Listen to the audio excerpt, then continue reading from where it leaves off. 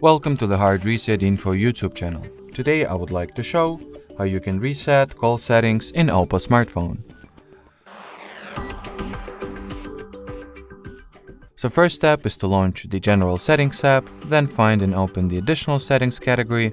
From here go all the way down and enter the Backup and Reset option, then go for the Reset Phone. Next, tap at the Reset Network Settings.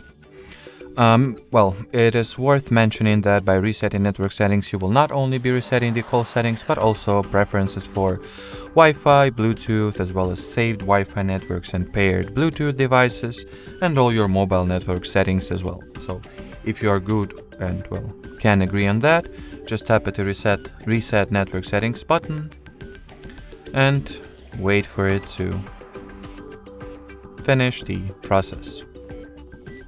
Alrighty, so that will be it for this video. Thanks for watching, thanks for your attention, and bye bye.